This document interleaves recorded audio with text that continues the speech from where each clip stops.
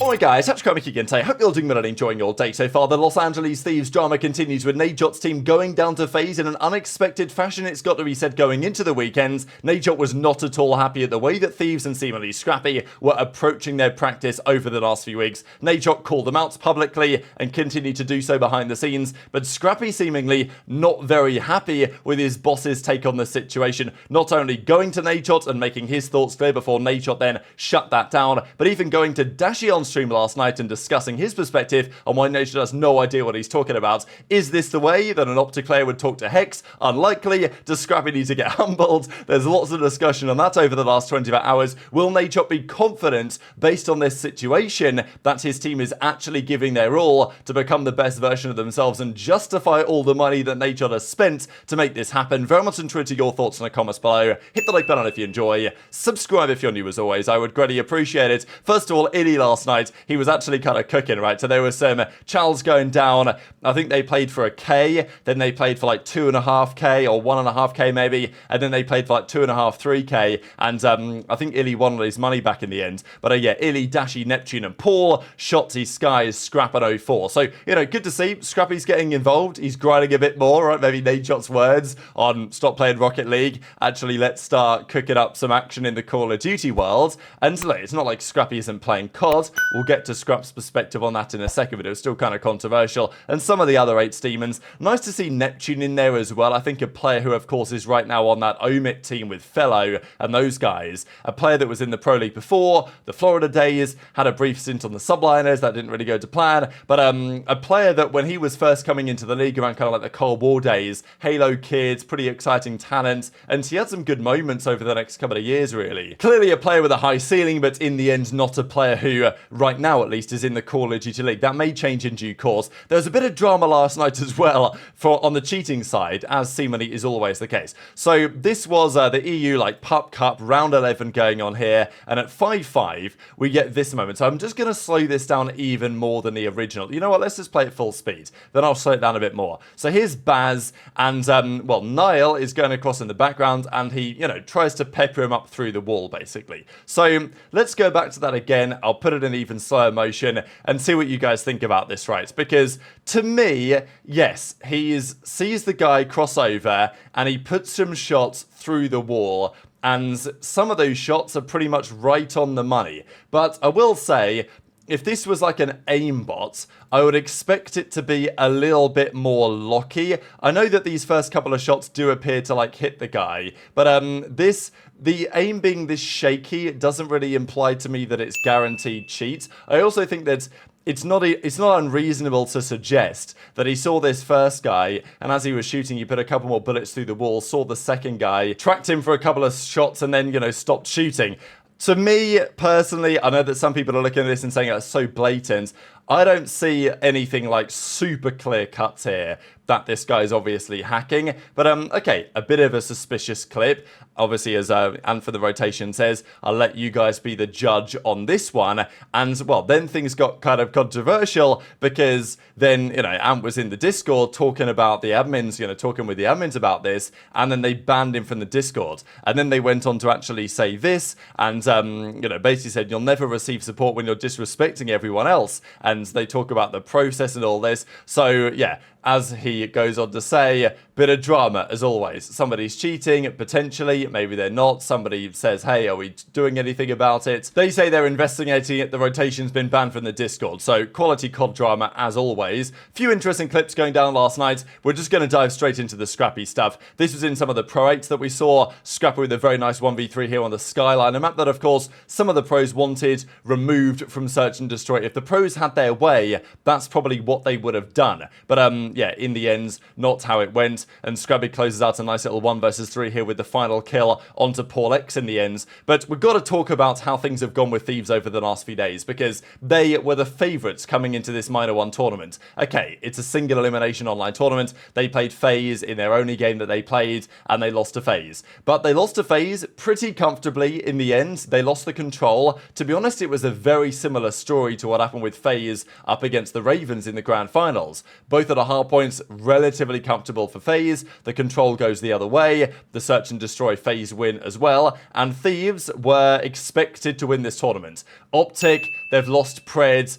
We know they've been kind of going through it. Their scrim's looking good, OpTic for sure, and I'm sure they will continue to do so. But fundamentally, OpTic weren't the favourites for this tournament. FaZe were not the favourites by any means for this tournament. I actually had them down as my dark horse of the tournament, FaZe, which feels like, wow, how can FaZe be a dark horse? But going in, I think genuinely they were a dark horse candidate. They were 1-3 in their qualifier games. They were struggling in their practice, it seemed, even against amateur teams. So I think like it was a viable pick to say, look, FaZe are not expected to really do much damage here, but they, you know, pretty much handled Thieves without too much issue when they played against them. So this is when the discussion between Scrappy and Nadeshot is really kicked off to some degree, right? Because we know, I'm going to say this probably many times, Nadeshot, we believe, took a $200,000 pay cut to his salary to ensure that a team had enough money to do what they needed to do. Pay for these players, get the buyouts sorted, get the salaries they wanted sorted, because let's not forget, Gentlemates, they were potentially going to sign this team as well. They were coming in, they were trying to get the job done also, they were offering big money,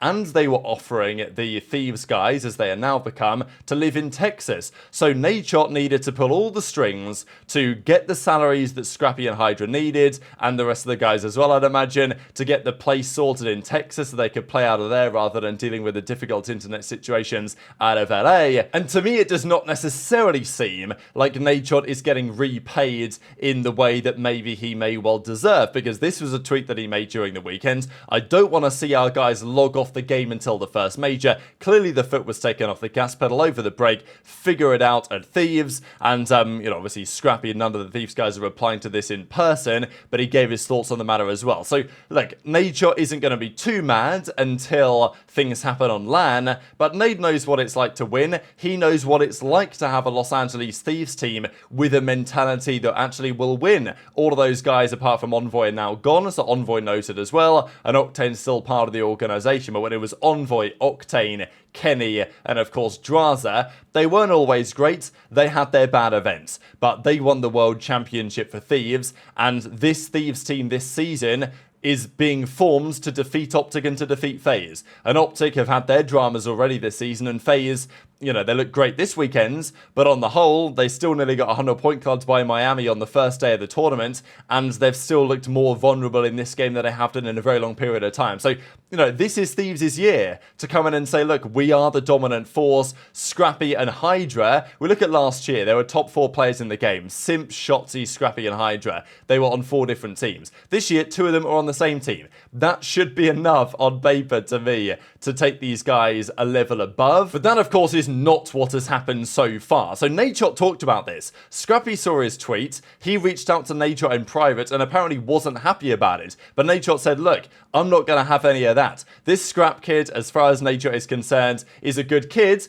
But look, Nadeshot's opinion is, and understandably, I think I'd be having the same thoughts, Scrap's got to make sure that he recognises he's not a world champion yet. How many events has Scrappy won? Only a couple in his entire career. Sure, he might be an incredibly talented player and one of the players for the future, and it's difficult to replace Scrap if you were to get rid of him from the team, but it's not like he's entirely irreplaceable, I wouldn't say, if push came to shove and, you know, the situation started to devolve. Even if you look at Scrappy's all-time, where you would put Scrap in the all-time COD player rankings, Nadeshot's above him, as far as I'm concerned, easily as it stands, in terms of event victories, what Nadeshot achieved in the space. So, you know, Scrappy's got a lot to do, a lot still to achieve in his career, and Nadeshot was seemingly not happy at all about the way that he perceived Scrappy was approaching it. And if I was Nade, it's not even about the way that Scrap was necessarily approaching it, because, okay, maybe they weren't grinding as hard as they might have done, maybe he's playing some other games as well, but it's not like he's not been putting time into COD, I'm sure that he has. My feeling from Nadeshot would be the reaction, right? I want to know how Scrap's going to react to me telling him that he's got to focus up. And, well, the reaction maybe left something to be desired as far as I'm concerned. At the end of the day, what I'm trying to say is that I expect the best out of these boys, no matter how big or small the match actually is. And I texted him, bro. because Scrap had words for me via text, and I shut that shit down right away. I'm like, hey, listen, Ernie, I love you to death. My wife and I, we had you over to the house. I know you're a good kid. You know, people like to get on Scrap's ass because of all the shit he's been talking and kind of just like his aura and his presence and his attitude. But I'm telling you, bro, that kid Thomas, aka Ernie, aka Scrappy, is like a super, super nice kid. Came into the house, like, asked my wife a bunch of questions about how she was doing. Honestly, he was like one of the more gentlemen that I've ever had here at 100 Thieves as a person, bro. He was just like a very normal, nice kid. That might ruin his reputation a little bit, me telling you that, but like really, I fucking love Ernie. But he's got a mouth on him, bro. And he saw my tweet. He didn't like that. So he texted me. And I shut that shit down immediately. I'm like, hey, listen, bro, I'm your fucking boy, but let's not forget you play for our team. So don't ever talk to me like that again. One, he's like me, bro. He's a hothead. He's competitive. He's got emotions running high. And of course, as soon as he loses to FaZe and then he sees my tweet, he's probably thinking, how could this one guy who's supposed to have our back be saying that we can't get off the game and we don't care, yada, yada, yada. But here's the thing, man. Unfortunately, due to Paco's visa situation, because he's from France originally, apparently he had to go back in the middle of December for his meeting with the consulate or whatever. We had to stop scrimming a week or two before most teams stopped scrimming. I think we even came back from the holiday break later than all the other teams. So when I asked Shane a couple days ago, leading into this match versus FaZe, he told me that, you know, it took us a couple days to get the rust off and get back locked in, but we're the least practiced team, but we look really good in scrims right now. At the end of the day, man, I told those guys, like, I'm always going to have your backs. I love that you guys play for 100 Thieves. I'm going to be myself on socials, and I'm going to say exactly the way that I feel. And you guys are going to have some thick skin, man, because if the fans in the community, especially now after this offseason, people talking about them being the super team, them talking about Thieves being the best team in the game on paper, we got to prove that. We got to show that. We got to perform like that. There's just a lot of pressure on those guys. The way that I see the team is not any different in most cases than the way that the fans see the team. So I want to win everything. Wait, are you in a pub because of like... Actually, not wrong. What? Nathan was going rogue, bro. Yeah, that guy's another word I can't say. Fucking idiot, man. But nah, I hopped on Rocket League. We're gonna go home. That's what we call the Hellstorm. I think we're losing because I'm not on the fucking game. Like, I play the game 10 hours a day. What the fuck are you talking about? You need to play 14. That guy's actually hilarious, bro. Yo, I was crying when I saw Nate tweet that. All I can think about, I don't even care about the rest of your team's reaction. I just care about your reaction. Like with Paco probably don't use Twitter like that. You probably, I don't know really. Dill, you don't really like. You don't really take it serious. Yeah. Dan is probably just like getting another J. So in my opinion, if you're going to say as Scrappy, like, look, we weren't losing because of X, Y, Z, it's like, okay, well, why did you lose then, right? And you're not going to win every single series, but the talking is always done on the server. And if you go into the server and you lose, then frankly, it doesn't really matter. So this is why we're getting discussions more nowadays on, is it time that Scrappy needs to be humbled or something to this effect? Now, I'm not saying that like anyone's going to do it individually, but the point being that, you know, Nadeshot might look at the situation and say, Scrappy's had this, you know, mighty rise. He was linked to OpTic very much so. He's got the spot on Thieves, got everything he wanted as one of the most talented players, you know, one of the faces of the league. There's no doubt about it. But the way that he's going about things and, you know, the trajectory of the Los Angeles Thieves roster at the moment is something that I think he's got to think about. Certainly Nadeshot will be thinking about. And yeah, just in Twitter, your thoughts in the comments below, because over the last few weeks, definitely Scrappy is, you know, he's been more of a villain, hasn't he? Let's be honest, compared to many of the situations we've seen before, where people didn't necessarily like him, but I wouldn't have put him in the villain category precisely, certainly because Drazah took that role in their rivalry. This was Nadeshot a while ago on stream, just talking about how scrims should be streamed. We know that Scrappy's been getting into some drama about that as well over the last few days, and as I mentioned a couple of days ago now, but I'll say it again today, that apparently, yeah, Los Angeles Thieves will be getting the scrims streamed. I think the other point as well is that FaZe, they had like all of their practice streams, not from their point of view, but Omit and other teams that they scrimmed were streaming them, and it didn't affect FaZe, did it? They won the tournament. So I think that's, to me, one of the realizations, that there's been plenty of opportunity to watch loads of FaZe VOD from the other team's perspective over the last few days. Did it make any difference when it came to the tournament? No, FaZe still won on comfortably. So, yeah, hopefully we get more of this. And in Twitter, your perspective on where Scrappy goes from here, because if they go to Major 1 in Madrid and they flop out bad, like, Nadeshot is going to have some serious words. And, yeah, I don't know. I'm really fascinated to see where this goes next. But hit the like button if you enjoyed, subscribe if you're new, take care, and I'll see you next time.